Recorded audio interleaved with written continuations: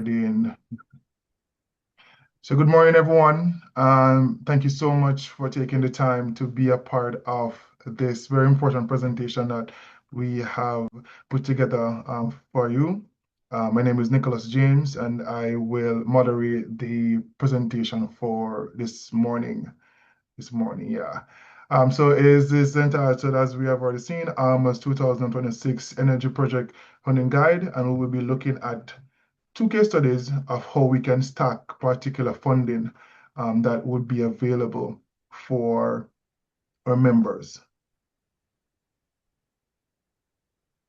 To begin, we want to first start off in a good way as usual by our land acknowledgement.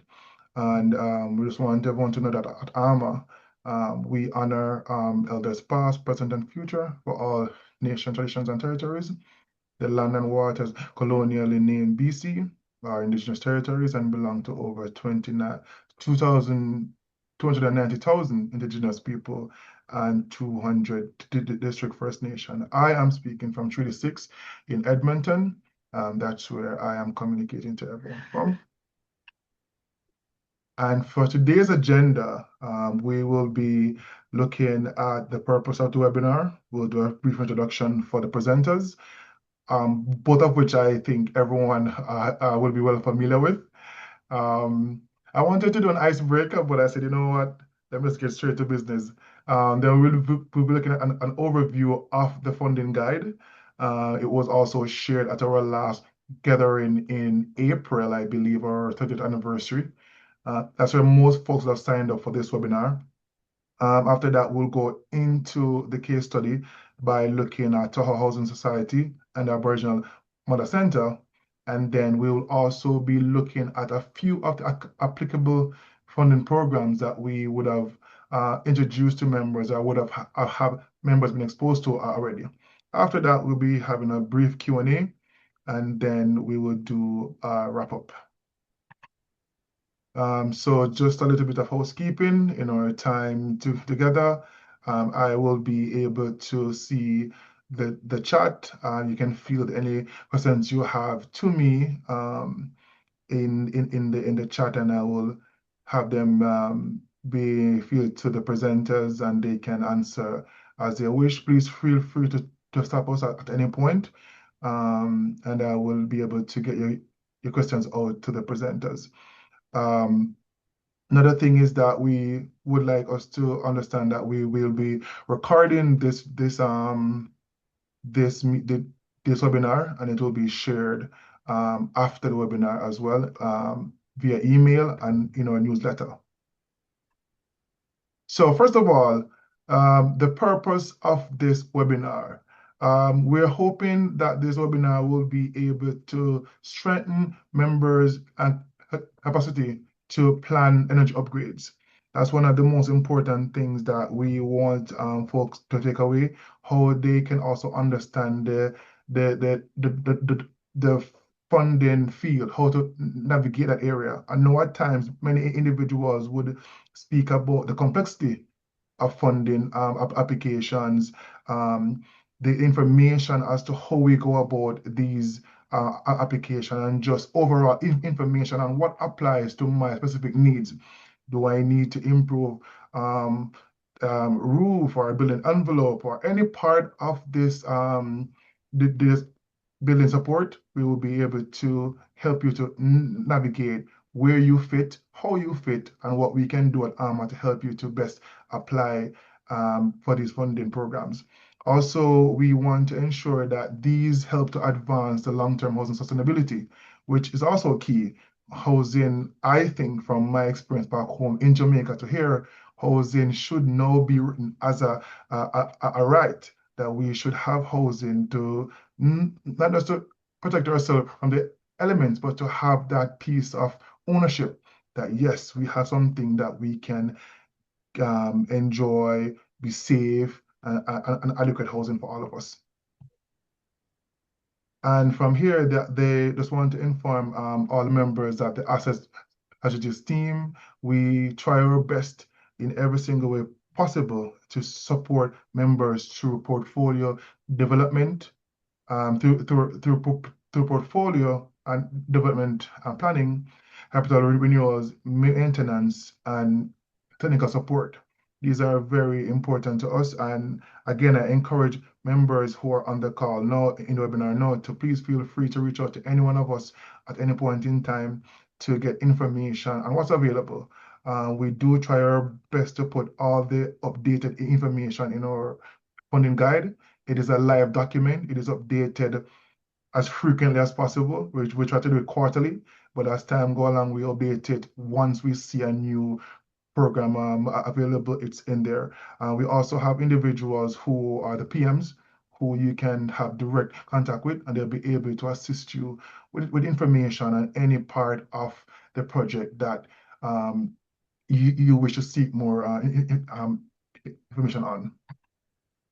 And for today, we will be having Krista McKay, who is a project manager here at AHMA. She will be going through the case study portion of the presentation.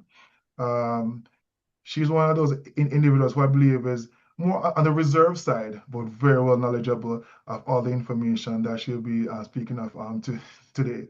And then we have, I think the lone engineer here on the team right now as we're speaking, Shahed.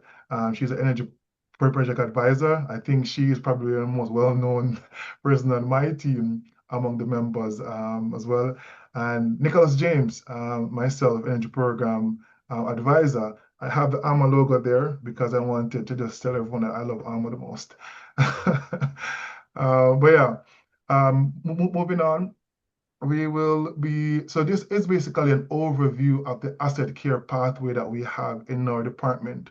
The first thing that we aim to do is to gather information, which is information from our inventory and study, hazard and resilience analysis, and the energy benchmarking. These are ways that we use to gather information on how we go about doing that. After that, we will go into the stage of planning, which would basically take into account the portfolio analysis, maintenance plan, and the capital plan. And then we move into the part that most of us love the most, the action part of it, which we aim to, from the information that we would have gathered and the plans that we would have made, would have understand if we need to act to repair, renew, develop, or dispose. So this is basically the flow of how we gather information and take action from our standpoint here as strategies and how it should impact our members. And then I will now hand over to Shahed to give a brief overview of the 2026 funding guide. Thank you so much, Nick. Lovely to see you all. So many familiar faces and so many new faces. Yes, so as Nick mentioned, we have a funding guide that we share with our members. And I believe it's also actually a public document as well. So at times we also send it to our partners because there's a lot of interest and, of course, understandably confusion around what the energy efficiency funding landscape is out there. Actually, one of my previous colleagues who is no longer with us, Chanel, maybe some of you actually know her, has created this lovely graphic here to help us navigate and maybe understand a little bit what's actually going on, which funding applications and incentives are available to which types of buildings.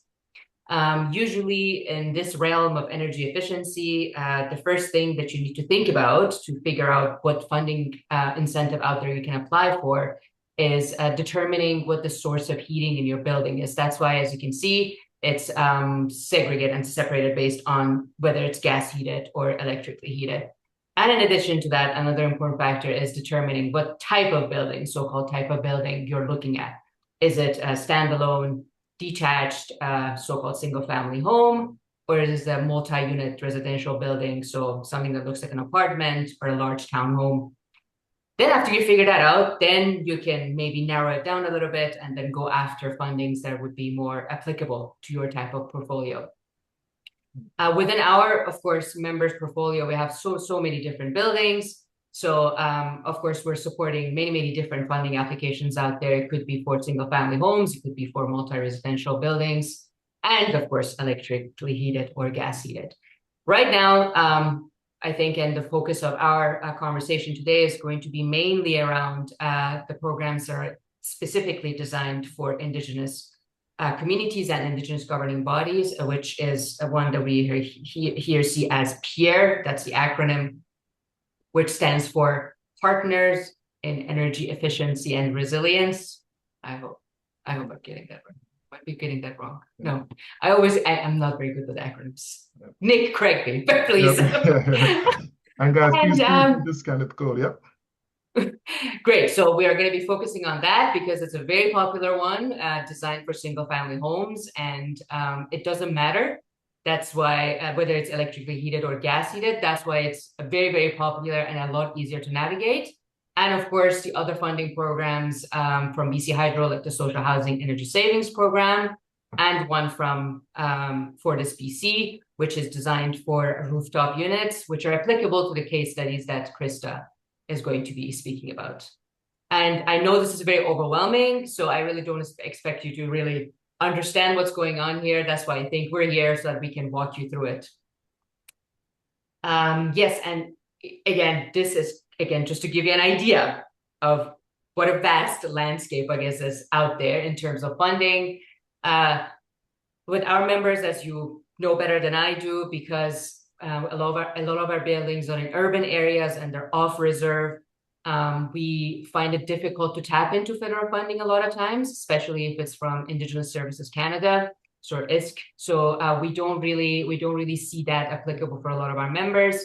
CMHC used to be a good funding source, but unfortunately, with the unknown and uncertain future of what's going on with CMHC and its future, none of those funding incentives are applicable right now. So because of, again, the ever-changing landscape of this, I think, again, the focus for us right now is this nice triangle that Nick has on the slide, which is utility funding, which has been, I'd say, one of the more reliable ones right now. So we're going to basically focus on discussing those type of applications. And of course, they could be coming from BC Hydro or Fortis BC, and we're going to be tapping into it depending on, again, what the source of heating is. If it's electric, we go to BC Hydro. If it's gas, usually we go to Fortis. And yes, so I think a very exciting part of our conversation today is our project managers' capabilities around stacking funding. So, of course, again, as you are probably more aware than I am, you can't really find one sustainable funding resource where you can basically pay for all of the upgrades and all the issues that you want to address in your building. So a lot of times we're going to have to basically stack them and go to different sources and use many, many, many different funders out there to be able to basically fund the upgrades that we want for the homes. So as you can see, it could be basically coming from the utilities. It could be coming from some specific funding that may be out there for feasibility studies and energy studies. Sometimes it could be coming from BC Housing, which is why we have those capital funding opportunities, which again, unfortunately, can be uncertain at times. And of course, I think that's where our team comes in at AHMA, where you can really rely on us to support you from a technical perspective and from an implementation and project management perspective, where we're going to guide you where you can actually look for funding, how we can stack it, and again, really, really guide you through all those nuance and details of the technical requirements for a lot of these funding streams. Thanks so much. And one of the important parts again is when we're looking at the consideration of stacking the funding sources, one of the important things that we can also remember is this triangle is these triangles right here.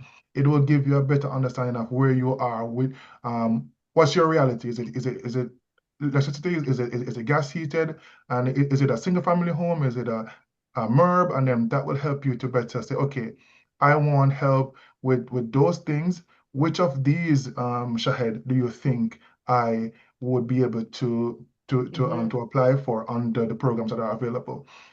With that being said, we'll move to Krista, who will give us a overview of the case studies from Toho and from the Aboriginal Mother Center. So Krista, it's all over to you. All about me. It's never like that. Um, Thanks, Nick and Shahed. Lovely to see everyone's. I think I've seen most people here.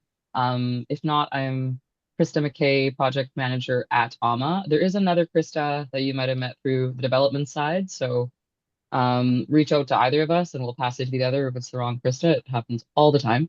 But I've been working with TAA MQHS on their project that is very it was started out as just as an upgrade to the suites, and it ended up turning into an energy retrofit. And I actually was passed it from Mr. Ferguson, so it had gone through a lot of pre-planning.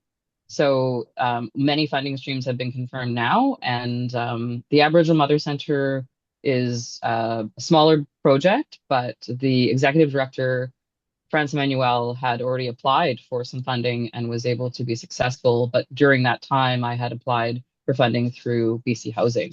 So a bit of a different scenario, but I thought we'd give you both just to give an example of how funding can be stacked and it doesn't always fall into the same category. So we'll start with Ta'a.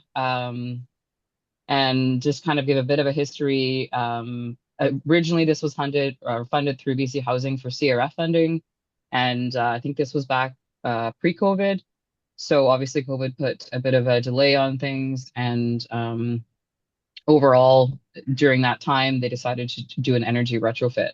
So this allowed for qualifications from other funding streams, and it was quite a process. I wasn't there for the whole thing, to be completely honest, but when I did come on board, we were working with the Indigenous Leadership Fund through Environment and Climate Change Canada, which is a federal funding stream. And one of the biggest takeaways from this for me was basically I think there was a lot of back and forth with emails and documents, and I just asked if we could have a Zoom call with a representative from the ILF funds, and they were very keen to meet with us. And Shahed met with all of us as well, and was like basically my sounding board for anything energy related and any kind of data I required. So it was a team effort, but their team was very keen to work with us, and they basically took away all of the what ifs and let us we were worried that we would be pushing too far into this fiscal year and potentially the next based on where we were with the planning and design. And it was not a problem. So this is our majority funder for is the ILF fund, and they are giving us 1 million. We're still in the planning stage, and the budget is approximately 2 million. But that was the other thing that I learned through this process of working with these different funding streams is like most of the individuals that you're working with really want you to get this funding and they will help you. It's just a matter of being transparent and having clear communication, as clear as possible. So there's a lot of unknowns, but I think even, if they're involved with this process, they should be aware that we can't necessarily 100% confirm things in the future, timelines, budget, but to the best of our ability. So we also were able to get CMHC co-investment funding for this project, as well as Van City nonprofit retrofit grant. So that's quite a stack, and we haven't fully gone through the whole process of the project yet, but we're at 100% design drawings and hoping to start this up by the end of summer. So this time next year, I'll have more insight as to how this all worked out. But as it stands right now, it's been great, and really looking forward to getting this project going. And then the other one, Aboriginal Mother Center, as I mentioned, the executive director had applied for Reaching Home funding through the federal government, and wasn't certain if that was going through. She had done a lot of work on the back end, and during that time, I met with her to do a review of her building, and I applied for PHC funding from BC Housing, and we got both. So she actually, was able to. We had to delineate some of the scope and make sure that we were adhering to each funding stream's requirements.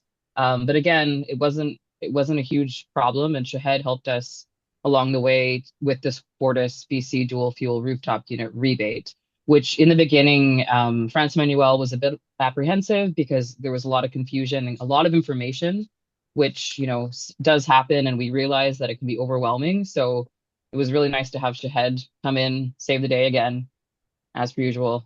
and simplify everything, help us with the Fortis rebates, and work with our contractors to get the invoicing ahead of time, and take a lot of the responsibility off of France Manuel's shoulders. So that is actually done now. We completed the RTU replacement, and we're still working on the rest of the scope for the PRHC funding portion of it.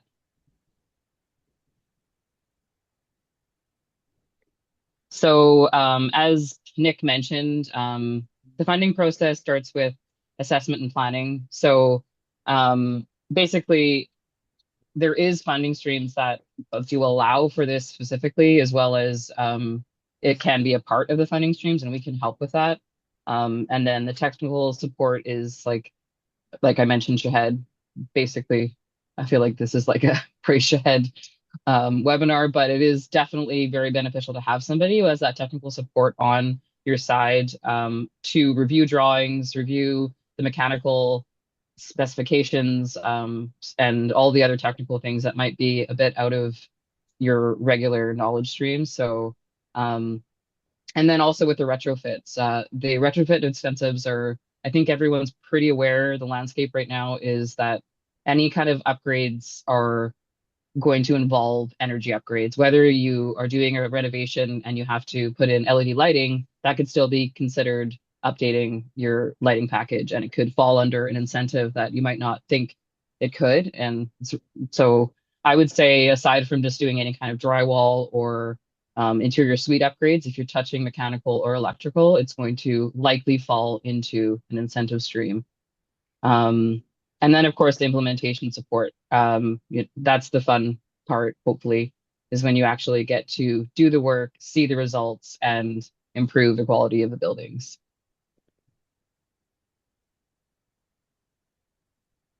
So I would say the lessons and challenges that I think I kind of already mentioned this earlier, but the big lesson for me was finding a contact at these incentive streams, because it can be a lot of information on a website, or you click a link and it takes you to a page with a lot of instructions. And I had been going back and forth with the ILF team with the application. And after a 1 hour meeting that we had over Zoom, we cleared up a lot. So I would say that was one of the biggest takeaways for me, as well as not feeling discouraged if, things are taking a bit longer and there are delays, because I have found that there is generally some flexibility, as long as there's reason behind it. So I would say for France Manuel and I, the project outcome was really beneficial, again, to be able to tap into the rebates, which allowed her reaching home funds to stretch further into the scope. And then with the PRHC additions, we could basically cover a lot more territory in the scope that we wanted to do. We didn't need to phase everything and only do the pertinent things right now and then hold off. So I think the biggest thing I can say is clear communication and just transparency, because ultimately we're all out for the same reasons of improving quality of life and living conditions for the tenants and the people that work in these buildings. So every person that I've been in contact with any incentive stream has been very helpful to walk me through. Because this isn't my specialty. I'm used to, before AHMA, I was just in the general contracting world, where I just got a project and had to run it and get it built in a certain time frame. So this has been a great learning curve for me, and it's been invaluable. Um, Before we head to Shahid again, I just wanted to encourage members on the call to always feel free to set up a Zoom call or a consultation. Well, not necessarily a consultation, but just to reach out to myself, Shahed, and Sarah, and have a look at the funding guide, the one that we had on the barcode in the side before, and just have an idea of where you want to be and what you want to do. And once we are on that call, very likely Shahed again and Sarah will be able to guide you to how best we can work with this particular plan, how we can apply for this, what makes more sense, what sort of changes we can make to what is being done, the scope of work, so that the different types of funding can be applied, or everything can be related to the work that you want to do. So always feel free to take our emails. You see it at the end and just reach out to us, have that discussion, look at the funding guide, let us know what you want to do, and then we'll be able from there to have a clearer picture of how we can assist and how we can ensure that what you want to achieve actually gets done. And now we will move to Shahed again, the expert in projects. Thank you, Nick, and thank you, Krista. I'm so excited to see what TA is going to lead to. This is a very exciting project. Let's see. So I think as I mentioned before, I think two of these programs right now are creating a lot of buzz among our members. They're excited because they've been revamped. The utilities have really tried to make them more accessible to our members. And some of the folks actually sitting on this call already have experience with Pierre, might know things I don't even know myself. So yes, I would love to actually have a discussion afterwards or questions and answers. I think it's great for all of us to learn. But it's a very exciting program. They basically have made it very simple so that you're not really thinking about whether your building is gas heated or electrically heated, which was, I think, a difficulty for, of course, a lot of our members. It just was creating a lot more confusion, and you had to, really start thinking about which utility you're going to have to go to, and sometimes it wouldn't work. And anyways, it was not a very smooth process for a lot of folks. So it has definitely made it a lot easier. And of course, again, this is only for single family dwellings. So unfortunately, apartments can't take advantage of this program. But it's very expensive, all the way from the beginning, where you might want to gather data, like perform energy studies, which would usually look like Energides, if you're familiar with that. For some townhomes, you might have to do a so-called ASHRAE Level 2 energy study. And I apologize for all of these acronyms. They're basically different types of energy assessments that you would perform on different types of buildings. So all the way from the beginning, they would provide funding for you to do that assessment, to figure out what you need to do, basically, relying on those studies, and then figuring out what equipment and systems need to be upgraded. And then you can move on to potentially hiring a consultant, or actually rely maybe on AHMA's expertise or BCMPHA's expertise, because both of our teams are very experienced and they have the knowledge to actually help you throughout the technical, difficulties and confusions and what to do and which path you should go down. So you don't really sometimes have to even hire a consultant, which of course would save a lot of costs for you and make it a lot cheaper. And after we go through that and figure out what we need to do with you, with our support, we can move on to actually implementing the project. And that's, again, where our project managers would come in. And the good news is that Pierre also provides project management incentives as well. So even if you want to do this yourself, or you think you have the capacity, or you want to, again, rely on another consultant, they would provide a bit of incentive, like around 10% of the project cost, for you to hire someone so that they can support you for project management. And after that, you move on to implementation. And again, good news is that if you rely on our teams, we kind of take care of all the administrative aspects of it, which is gathering documents and information and submitting the application, which can be really time consuming. And I acknowledge that, and I recognize that a lot of our members don't really have the capacity to do that. So I think it would be great if you reach out to us so that we can actually make sure that we can take care of all of that for you so that you don't have to worry about it. And of course, after all these systems are implemented, the good news is that there's a little bit of, it's not very significant, but a small amount of funding available afterwards for you to maintain these new systems that you have implemented in your buildings, which is basically the heating system maintenance and servicing. And again, we have a very good relationship with the administrators at Pierre, which basically helps us, again, navigate all of these processes from the beginning to the end for you so that you don't have to worry about it. And at the end, you just basically receive the incentive funding and hopefully are happy with your upgrades. Next slide, please.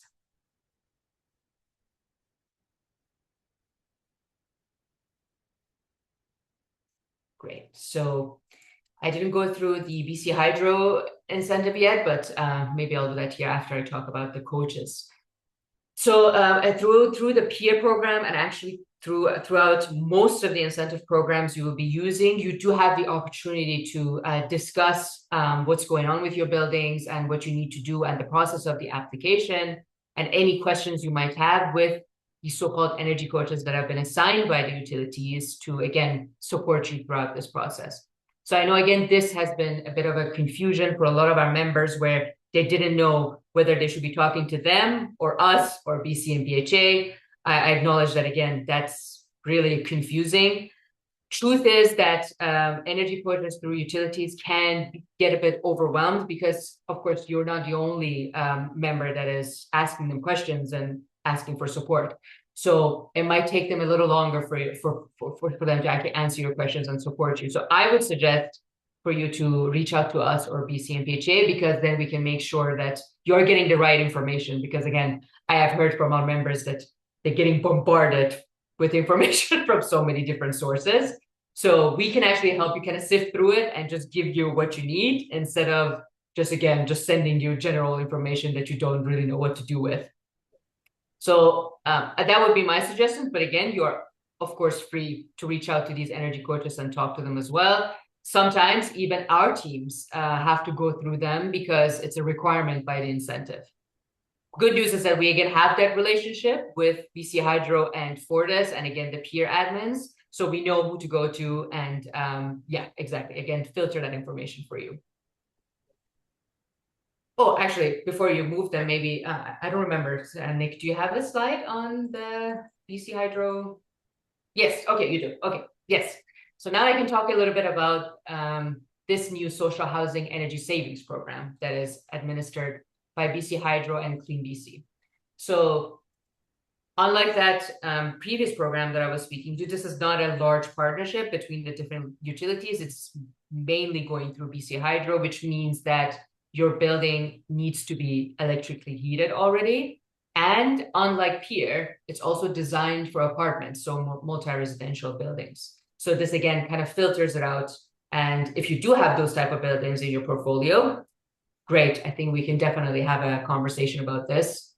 It's a lot more complex, the application process, than peer, which I think makes it more of a reason for you to again reach out to us so that we can explain it to you and help you navigate that process a bit better. Good news again is that it does give you opportunities to start from the beginning, perform assessments, studies, so they do provide funding for that.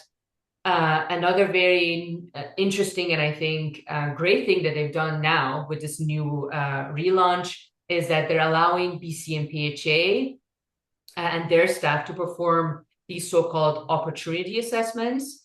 And it would basically be free for your organization. You don't have to worry about paying for it because BC Hydro covers all of the costs for that. So they would basically come to your site, they would schedule something, and it's not going to be an official ASHRAE level 2 energy study, but it's very similar to it where they look at the systems of your building and what's going on, and they give you ideas of what you need to be probably doing to upgrade and save energy, and of course, increase the comfort level and the quality of life for your tenants. Following that, I think it would be much easier for you to decide which pathway you can go down. However, that's only available if they're recommending simple so-called upgrades for your building, which is included on a list on their official guide. If it's outside of that list, you're going to have to perform a feasibility study, which is a lot more complex, and that needs to be done by a consultant. So BC and PHA or our team cannot perform that anymore. We need to actually look at hiring consultants and engineers. Good news again is that this can be either a building that's electrically heated and wants to save energy, so that's great. Or recently, they've also introduced some incentives for a situation where it is a gas-heated building, so it's a gas-heated apartment, and wants to go through a so-called fuel switching opportunity where you basically decommission your gas systems and then you move to an electrically heated system.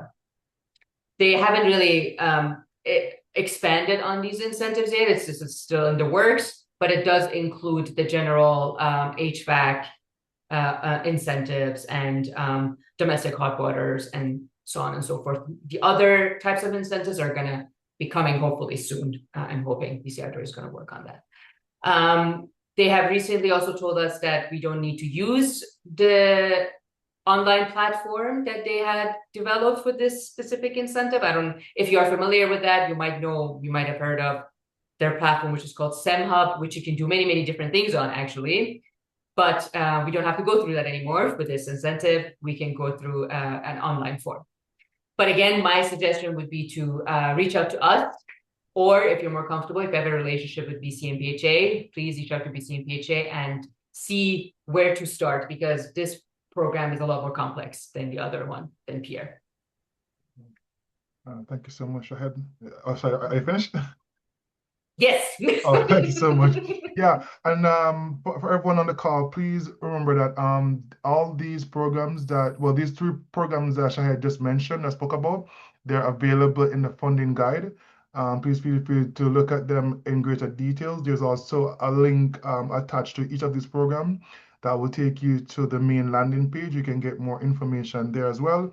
And once you're comfortable, or even if you're not, again, we encourage you to email us, set up a meeting time with us, and we'll be able to say, okay, this is where you're at, and this is what we want to do.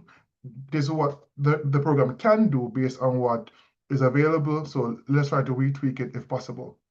With that being said, I would love to open the floor for questions. The aim for this is to create more time for us to have like maybe an open discussion on parts of programs that you might have, or projects you might have now that you want to get more advice on, as we in this larger setting, and then we can maybe do something more specific when we do meet individually. But yeah, let's open the floor for questions. Any questions from anyone?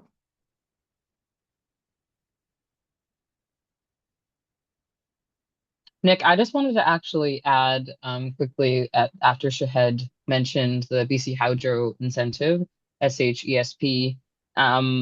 We are actually, because we haven't finalized we haven't done a tender for TAA. I mentioned those 4 other funding streams. The representative from BC Hydro we reconnected with, and we are actually going to get that application going with the knowledge that if we go over budget, we have that as an option as well. Because we're doing scope that does fall under the scope for that funding stream. And so, again, like even though we're through the process and we've got,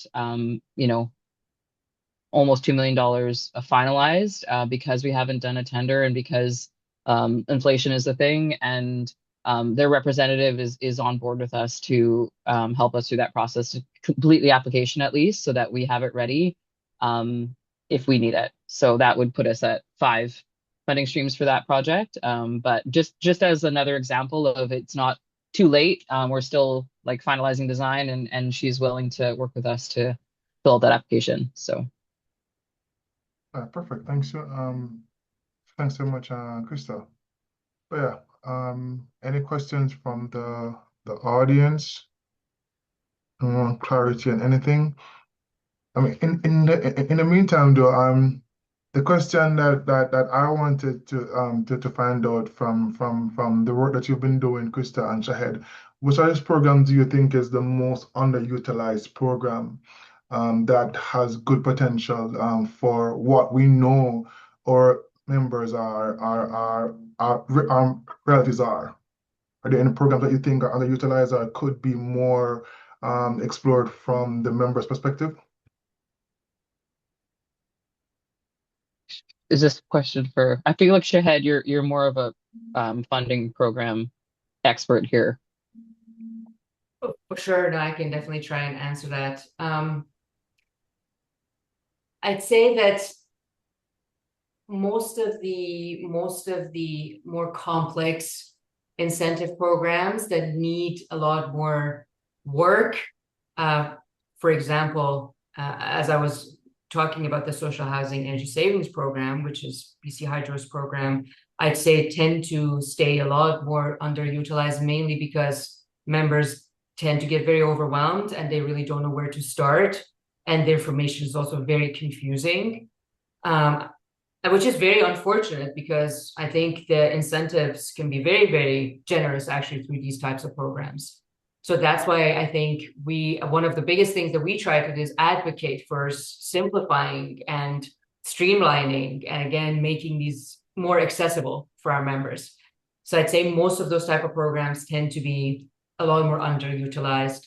Another that Another types of funding that I find that a lot of our members don't use are the maintenance ones that I mentioned, at least from my experience. I might be wrong. I mean, folks are sitting in this room, so some of them may actually already be using it, and mainly because they don't know about it again. Because it again keeps changing. Sometimes it's there, sometimes it disappears, and the information is also not being shared properly by the utilities about these types of funds.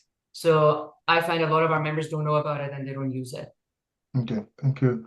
And Yeah. as regards to say, so in the same light, would you have any advice for members who might not have the staff capacity to take on some of these applications? Are there any like advice that you can provide them that will help them to better navigate some of these more challenging processes? Would you like to answer, Krista, or? Yeah, I think I kind of touch on this from my perspective. I think come to us, come to like reach out to anybody, whoever your contact is at BCNPHA or AHMA, they can direct you to whoever it might be, often likely Shahed if it's energy related. But we're here to support as well. Like our project management team, our capital, like our asset strategies team really will be able to provide knowledge and guidance and at the very least, like connect you with our representatives from the utility providers and try to, because they are aware that it's complicated. We've, like Shahed said, we've advocated. And I think correct me if I'm wrong, Shahed, but the social housing program from BC Hydro was modified with the aim of simplifying this most recent release from the previous SHIP incentive they had. It's Yes. still complicated, but less complicated. So, we're working in the right direction. But I think just yeah, reach out, ask questions, and be honest about what your issues are. And if it's frustrating to fill out a form, that's valid, and like somebody can step up and help. Perfect. Shahid, for you, a question in the chat. What was the maintenance fund that you mentioned? What was the name of it? Oh, the maintenance, yes. So if you for example go to the peer programs website, it's actually one of the incentive types that they mention. So if you go through it doesn't really have a specific name because it's under peer. So if you are a type of building or you have a type of system that is eligible through peer, you could apply for that type of funding. Again, it might not seem like a lot, but I feel like any type of funding support is better than nothing. For I know that Fortis also, on the other hand, has its own separate than peer, has its own maintenance support incentive programs. I can dig that up. I don't remember what it's called on top of my head. But yes, for gas-fired equipment that you might have, you can actually again use Fortis's own maintenance support program. Thanks so much. I hope Let that me answered the question, I can Tommy. find that. I hope so. Yep. All right, Let me. guys. If there are no more questions, we just want to say thank you so much for taking the time to be a part of this presentation. This I could consider our intro presentation. It's more of a say, hey guys, we're here if you ever want any information on program application, if you want any assistance on better understanding how a particular um, program funding applies to your project, we will be able to assist you in that way. So you have a better understanding of exactly how it is that we will support you. So below is information for myself, Shahid and Krista. I neglected to add my manager's email address there. That's Sarah Fralin. Many of you guys might be familiar with Sarah Fralin. She's also very knowledgeable as well of most of what we have spoken about this morning. So yeah, please feel free again to use this information as a a warmer welcome, and a more open arms to say, okay, guys, I'm working on this. I have these retrofits to do. I want to change some light bulbs, whatever it is, no matter how small it is. Just always feel free to reach out and say, okay, how can I get some support for this? What program is available, and how can I happen to it? So yeah. So with that being said, thank you so much, Krista and Shahed. Thanks to everyone who attended, and I do hope that you took away something very valuable from this presentation. Yeah, thanks so much. Thanks, Nick. To everyone. Thank you, Nick. Bye. Thanks.